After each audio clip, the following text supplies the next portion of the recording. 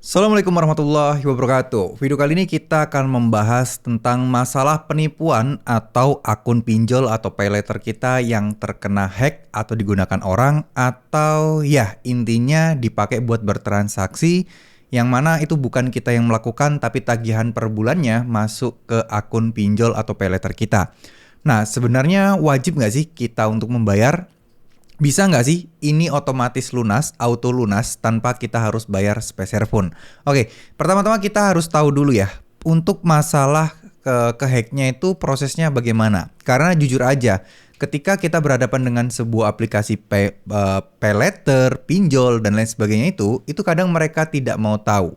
Jujur, kalau untuk urusan kartu kredit, ini masih lebih baik kartu kredit ya untuk menanggapi atau solusi untuk yang nasabah-nasabah korban penipuan itu kartu kredit masih jauh-jauh lebih bagus.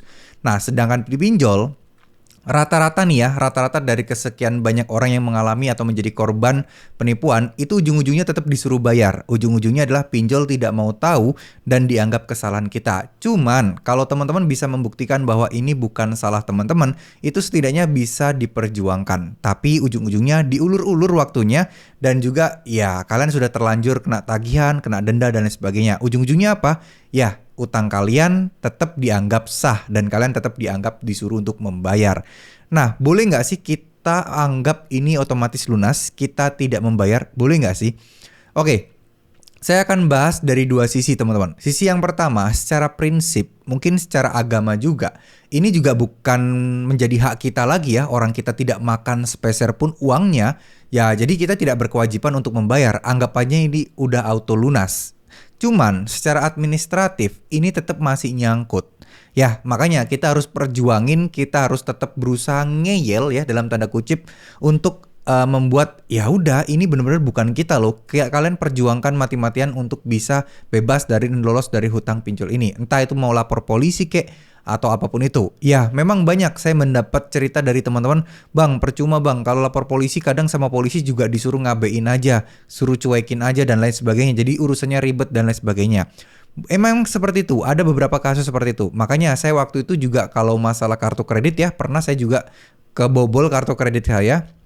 Itu ke kantor polisi, ya di kantor polisi memang agak sedikit ada mungkin ya disuruh mengabaikan atau mungkin dianggap ini bukan, harus ke Polda yang sudah ada kayak tim cybernya gitu.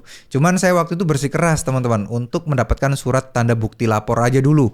Tujuannya apa? Biar saya bisa memperkuat bahwa ini beneran bukan saya loh. Nah, harusnya pinjol itu akan meneliti nanti, ngecek ini di transaksinya di mana, kapan, untuk pembelian apa, menggunakan HP apa. Nah, kalian bisa cek, kalian bisa tunjukkan HP saya yang saya gunakan merek ini loh, bisa dicek di history untuk login terbanyak menggunakan HP apa, lokasinya di mana.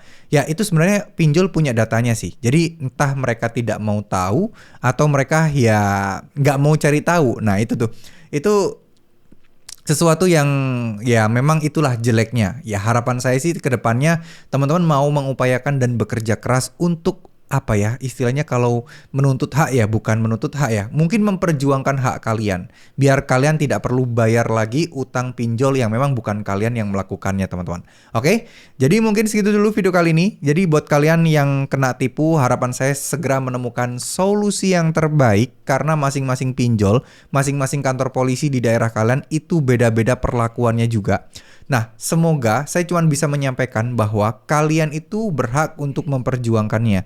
Karena kalian tidak membayar, bukan tidak membayar ya, karena kalian tidak menerima atau menikmati sepeser pun uangnya.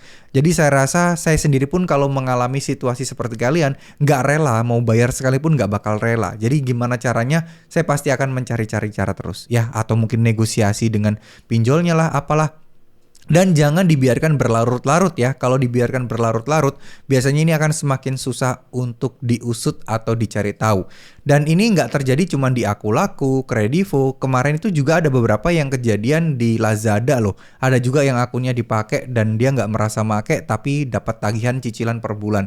Nah, ini merupakan sesuatu yang harus kita waspadai. Jadi kalau kalian punya akun-akun paylater, sebaiknya ya kasih waktulah beberapa periode untuk login ya, untuk ngecek apakah ada tagihan atau enggak. Karena itu penting sih, ketika orang yang udah mulai jarang login, jarang ngecek, biasanya itu adalah menjadi target-target orang-orang yang akan diincar untuk dibobol akunnya. Ya, entah dia mau pakai cara apa, kita nggak pernah tahu. Kadang ya mereka terlalu canggih ya untuk ngebobol akun-akun kita, ataukah mungkin keamanan si pinjol atau payletternya yang terlalu rendah, kita tidak pernah tahu.